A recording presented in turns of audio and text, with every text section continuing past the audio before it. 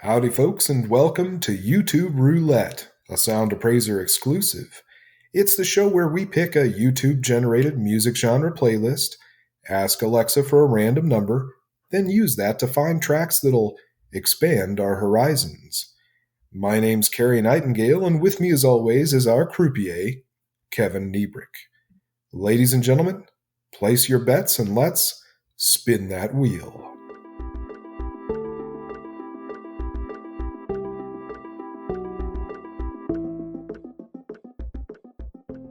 Kev, I'd love for you to tell us about the reggae song you landed on. I listened to Comfort Zone, a song off Rebelution's third studio album, Peace of Mind, released in 2014. A startling intro quickly transitions into a familiar ska beat, with a relaxed backbeat on the drums, a bouncing bass line, and a rhythm guitar strumming those even beats. The lyrics here are very direct. No ambiguity in message. This song is about finding your comfort zone. At around 1 minute and 39 seconds in, we get a nice guitar solo to give the vocalist a break. And then this song ends with our startling intro again. My tune score for Comfort Zone by Rebelution is 6.2 out of 10. Cary, I think everybody's got a comfort zone. Maybe this one is yours. Give her a listen and let me know what you think. I'd be happy to. Give me just a moment and I'll be right back.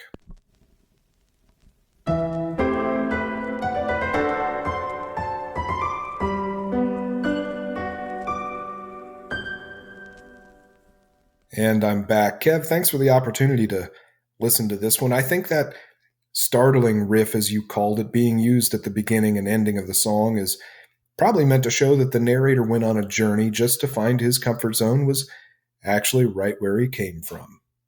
The song does certainly seem to fit some of the more stereotypical aspects of reggae that I had expected to hear in this episode. More so, at least, than the absolute chaos that I landed on. The song I listened to was Infinita Tristeza by Manu Chao. On first listen, I couldn't tell if this is the laziest composition I've ever heard or the most complex. It's even more confusing because I watched a live version and it's completely different. The live one actually sounds like, a song. And now that I've had a few listens to this studio version, I suppose that it's somewhere in the middle between lazy and complex, but it really should not be judged in the same way that we appraise other songs. Because this is not a song, it's a sound collage full of loops, samples, field recordings. The lyrics, if you can call them that, seem to be predominantly in Spanish, but the title is Portuguese for Infinite Sadness. The first verse is in French, and I definitely heard a Russian dude in there at least a couple of times. The rhythm is highly off-kilter, with the guitar parts and other melodic elements playing squarely between the beats. That's a hallmark of reggae guitar playing, and probably the closest thing to evidence that one could find as to why this could possibly be included in YouTube's reggae playlist. Honestly, it's hard to tell where the performance ends and the production begins. Were any instruments played in the studio? Were there any vocals recorded specifically for this track? Or were they all just collected from existing dialogues? Regardless of their provenance, the sounds do seem to fit together in terms of dynamics, rhythm, and musical texture. The mix sounds a little bit left-biased, so if it's a challenging listen on its own, it's even worse with headphones. That said, this track really grew on me over the course of a few listens. The arrangement of all those disparate pieces of the puzzle and the inclusion of some unique sounds like accordion and slide whistle make it for a fairly fun or enjoyable track, as long as you don't try to dive too deep into the message or emotionality of it anyway. I didn't understand most of the words I had heard until getting the translations online, and quite frankly, that knowledge detracted from the experience for me, so I'm not going to ruin it for you with the subtitles. On my first listen, it was like strolling through the memory palace of some internationally renowned spy, able to hear the ghosts of eavesdropped conversations and covert broadcasts without the burden of understanding any of it.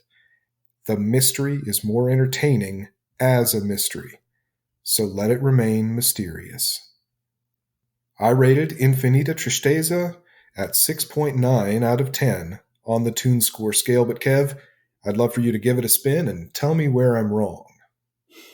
I'm looking forward to it. That sounds like an absolute mess. So let's do it. It is what we call in the business a soup sandwich or a hot mess. I can't wait to hear this. All right.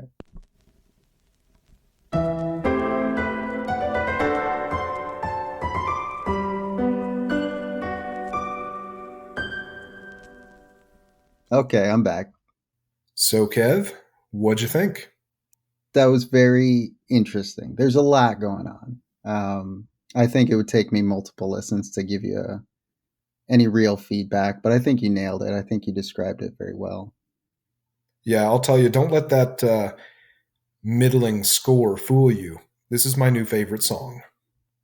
Nice. But as always, we invite and encourage you, our dear audience, to give a listen to these tracks we reviewed today. They're on our Tune Scored Tracks playlist on our YouTube channel.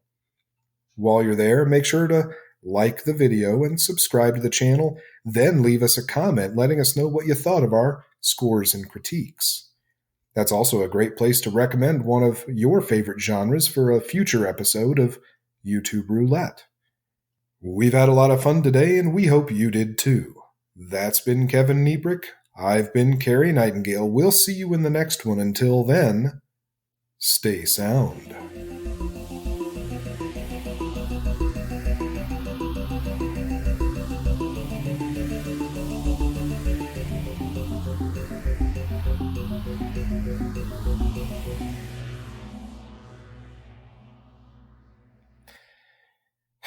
That was pretty great, except that I'm Kevin Nebrich and you're Cary Nightingale. Do you want to do it again?